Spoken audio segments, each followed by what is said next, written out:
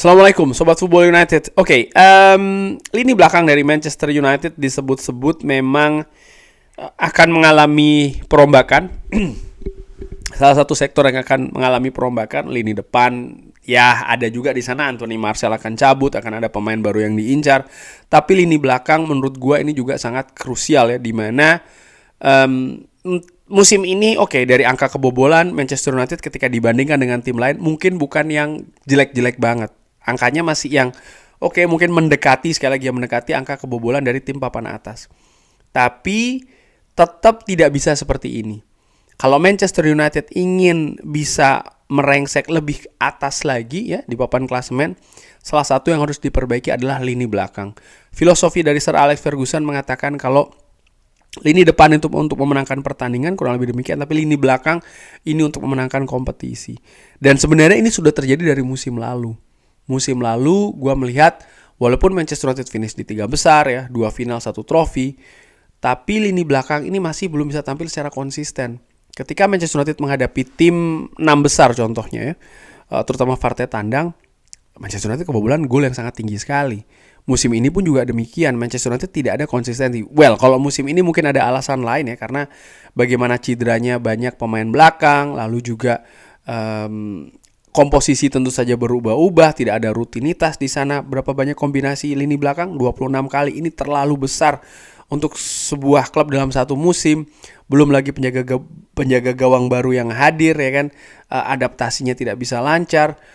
Bahkan harus menaruh posisi atau pemain-pemain di bukan posisi terbaiknya di lini belakang. Terlalu banyak kekacauan untuk lini belakang Manchester United musim ini. Dan salah satu hal yang harus dilakukan menurut gue dan bahkan harus diprioritaskan ya, bagaimana Manchester United ini memperbaiki lini depan dengan mendatangkan pemain baru. Nah, mendatangkan pemain baru ini kan tidak bisa hanya mendatangkan pemain saja, tidak, tapi juga melepas pemain. Dari kurang lebih ada 12 pemain di kalau gue ambil di manunited.com yang masuk tim utama.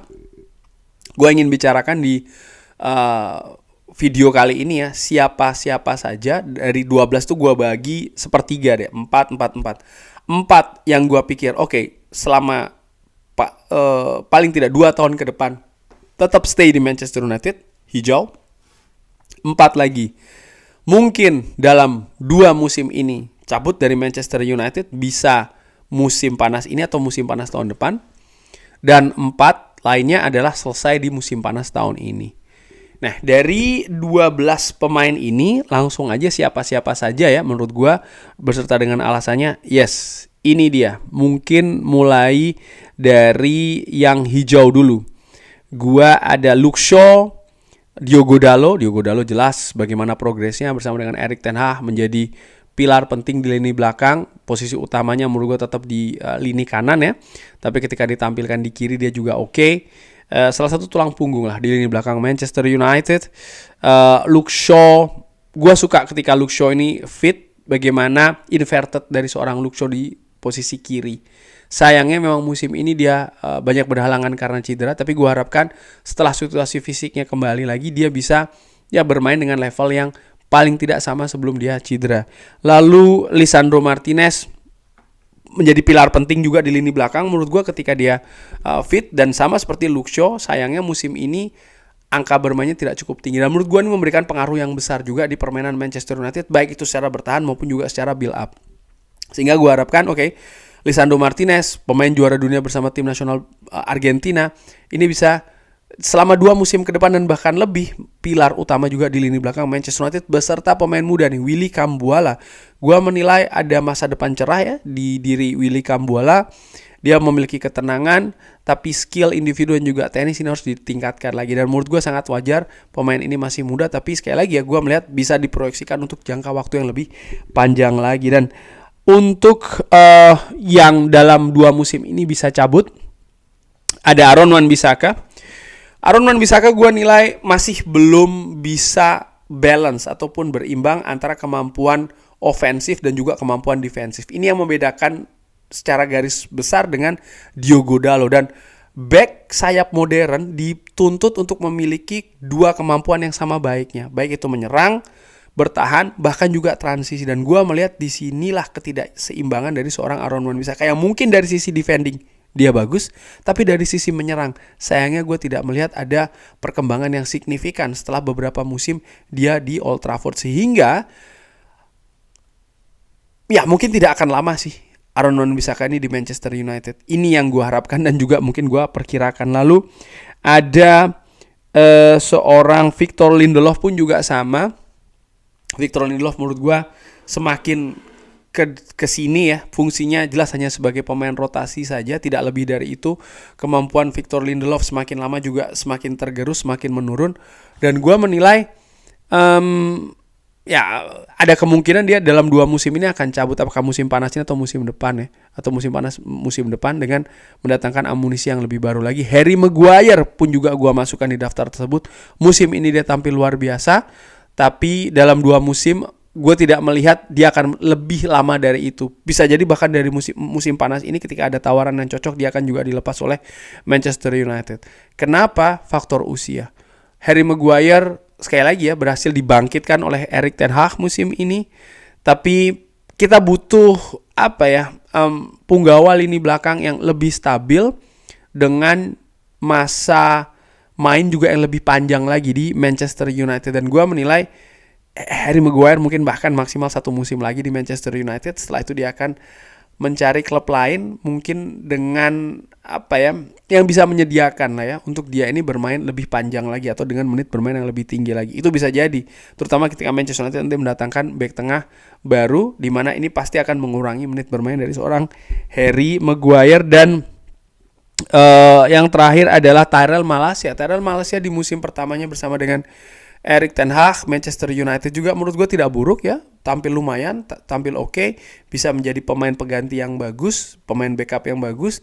Tapi musim ini dia full, semusim dia tidak tampil.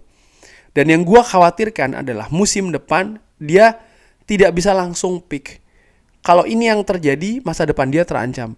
Tapi kalau ternyata dia bisa naik lagi situasi fisiknya, permainannya pun juga demikian, ya dia punya masa depan yang lebih panjang di Manchester United. Jadi musim depan ini ketika dia kembali ini akan menjadi musim penentuan bagi seorang Tyrell Malacia. Pertama-tama jelas dia harus bisa mengembalikan kondisi fisiknya dulu, ketersediaannya itu yang lebih penting. Baru setelahnya ya permainan ya akan dilihat seperti apa.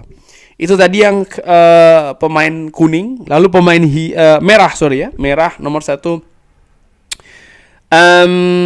Brandon Williams menurut gue kontraknya juga akan habis di Ipswich kan dia. Kemungkinan besar menurut gue sih secara dengan amatiran dia akan bermain di Ipswich lagi, karena Ipswich juga akan kembali ke Premier League, kemungkinan besar seperti itu. Sehingga ya Brandon Williams pun akan ngikut di Ipswich United bersama Ipswich Town di sana bersama dengan Kieran McKenna tentu saja. Dan Alvaro Fernandes ini juga akan dipermanenkan oleh Benfica, jadi dia akan cabut di sana. Johnny Evans akan akan ganti profesi ya kan sebagai pelatih, jadi dia akan selesai di Manchester United musim panas ini. Dan gue memilih Rafael Varane punya kualitas bagus ya. Pemain juara dunia bersama dengan tim nasional Prancis, runner up juga di edisi terakhir di Qatar. Sudah memutuskan untuk pensiun dari tim nasional Prancis, dan di situ menunjukkan memang ada masalah fisik sebenarnya dari Rafael Varane. Menurut gue demikian. Penampilan Varane di Real Madrid luar biasa, banyak gelar yang dimenangkan, Mr. Champions League ya. Tapi gue menilai setelah dia di Manchester United sering cedera, sering ada gangguan. Walaupun ketika dia tampil, dia tampil sering juga dengan kualitas yang bagus. Tapi menurut gue dengan adanya Rafael Varane, pemain sekelas Rafael Varane dengan gaji yang tinggi juga ya, nama besar juga, tentu saja diharapkan dia sebenarnya bisa bermain lebih sering lagi. Jadi faktor fisik itu yang pertama menurut gue. Dan ini sering tidak berubah ya dari pertama kali ketika dia datang.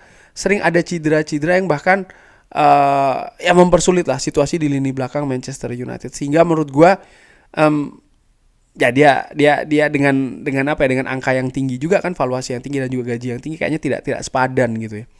Di sisi lain dari faktor kecepatan, gue juga menilai bahkan dari pertama kali dia datang di Old Trafford ini sepertinya ini akan jadi sulit gitu ya, ketika Rafael Varane harus menghadapi tipikal back cepat penyerang cepat, sayap cepat juga di Premier League.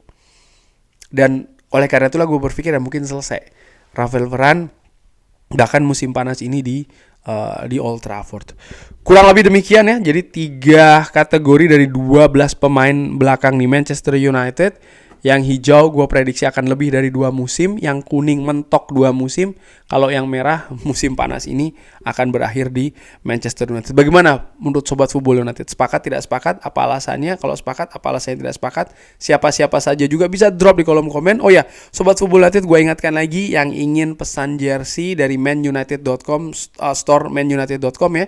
Barang-barang original tentu saja dari langsung dari store-nya Manchester United. Bisa, kalau yang ingin just tip, bisa langsung ke Instagram GUST_Football United pakai V. Di situ selalu gue tampilkan caranya bagaimana ya untuk pemesan just tip ini di story-nya. Kuota terbatas untuk pemesanan kali ini. Bagi yang berminat bisa cus langsung browsing, kirim linknya ke gua dan nanti akan dilanjutkan prosesnya.